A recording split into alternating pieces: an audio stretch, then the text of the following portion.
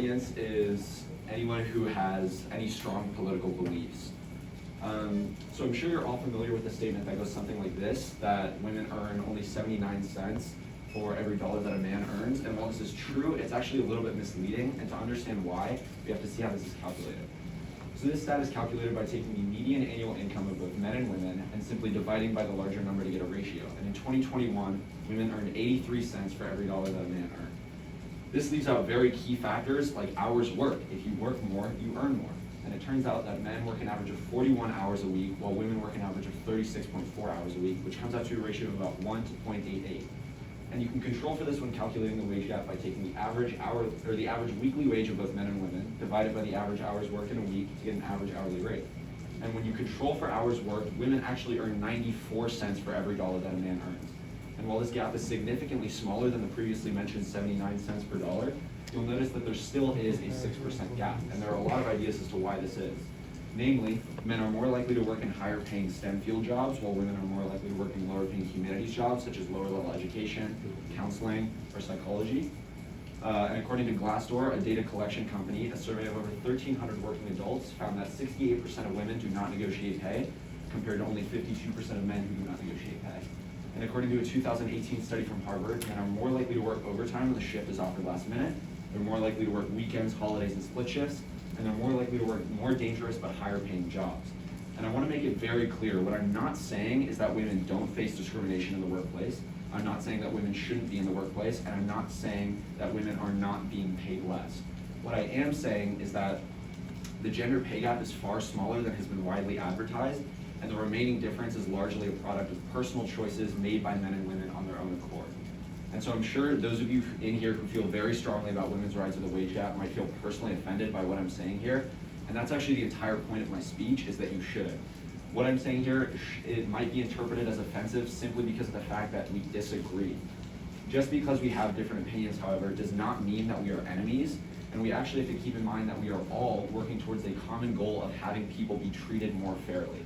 And when we can keep this in mind, that we're all working towards the same goal, we can start to work together to answer important questions like, why is it that women work 12% less on average than men? One obvious factor that contributes to this is the fact that women have a larger role in parenting than men do. According to a study from Pew Research Center where they looked at 2-parent households where both parents worked full-time, mothers still had a majority of the child rearing tasks that they were taking on. And this brings up a lot of new questions. Is this something we should work to change? Should fathers be expected to have a larger role in child rearing tasks so mothers have more time to contribute to their careers? Or should we simply leave parents to figure this out on their own individual basis with no political or cultural action to follow it up? The thing is, we can't even begin to have these debates if we hold these false preconceived notions that those who we disagree with are our enemies and are working against us. And these discussions are so key to have because political issues, like any other issues, are far more effectively solved when we have multiple viewpoints being taken into account. And in order to understand how we can progress society forward, we have to understand the forces that are holding it back. And by simply ignoring these forces, we're not making them any less popular and we're not making them go away. So I urge you, please sit down with someone who you know you disagree with and have a discussion with them and understand that we don't disagree on the destination of a more fair society. We're simply having a debate about what the best path to get there is. Thank you.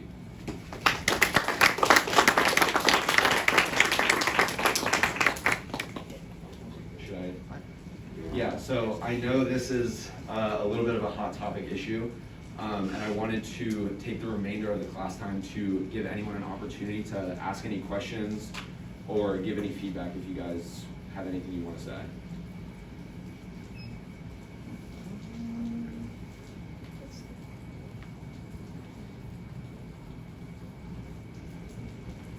Kushi?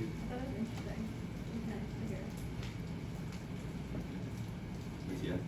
Honestly, I appreciate the topic you chose because there's like a lot of like especially these days with social media, there's like a lot of people sharing their political views, and I think it's like really important to like keep the what you talked about in mind.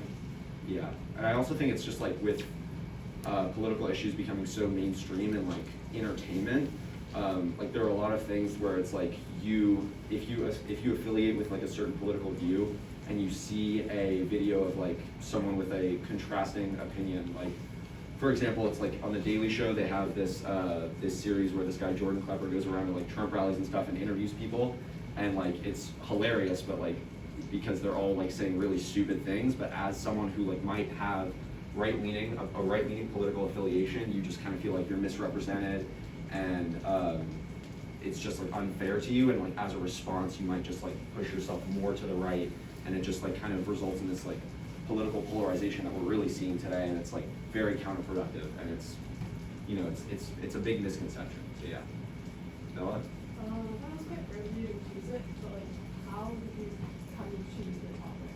Like, Yeah, so personally it was just like I didn't really know what I was going to like present about, and I'm like, as someone who has had like moderate or just like contrasting views to a lot of people at Pally, it's been it's something that's very personal to me. I haven't always been very comfortable sharing my opinions, and I've kind of come to realize that, you know, it's something that I want to address and share with people at Pally, that just because someone disagrees with you, it doesn't mean that they're your enemy, and that we're all working towards a common goal. Those are like the two main points. And the wage gap is not like, it's not like the main focus of my presentation. It's just like an example to show like, you might feel very personally attached to this, you might feel very strongly about this, and I'm gonna assert myself as like, hey, I disagree, but like, let's keep in mind that like we're both like rational civil people, and we can have a discussion about it and like try and find a genuine solution. To me, and I think a lot of other people, it may seem like different political parties have different goals they're trying to achieve. Do you think there is one common goal that all political ideologies are trying to achieve? I mean, the number one goal for any political party is to have a better society. The thing that's like kind of touchy is it's not necessarily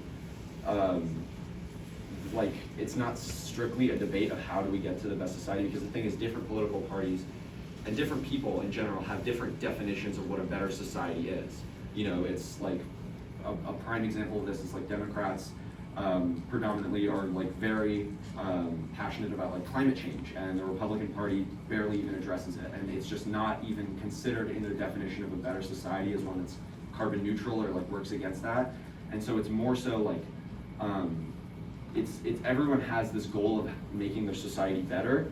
It's just people have like different definitions of like what a better society is, and then we also disagree on like what the best way to achieve those goals are. Yeah. Do you think there is a way to achieve those goals while both, or like all different political parties have like different aims of getting them, like want to take different paths? Is there a way to achieve that goal? Yeah, so it's pretty like, this is essentially like a debate of like democracy. It's like you know, there's this notion that like an advantage to a one-party state is just like there's no disagreement, there's no compromise, you can just set a goal and go for it. And that's the thing, is like living in a liberal democracy, we kind of have to find like solutions that like we're both willing to accept, and a lot of times it's just not how it works out. And it's all like good and well to say like, oh, let's like find a solution that works for everyone. And it's like, it doesn't really work that way. So a lot of times it's just like whoever gets the vote, whoever's in power, they do what they can to like achieve their agenda. And in a lot of cases, especially now more so, it's becoming the different political parties have like increasingly different agendas and different definitions of what the better society is. And so like personally, I am like just a high school student who like wants to engage in like civil discussion, but like I can't personally answer like if there's a way to like have a more like unified America that can like find one solution to solve like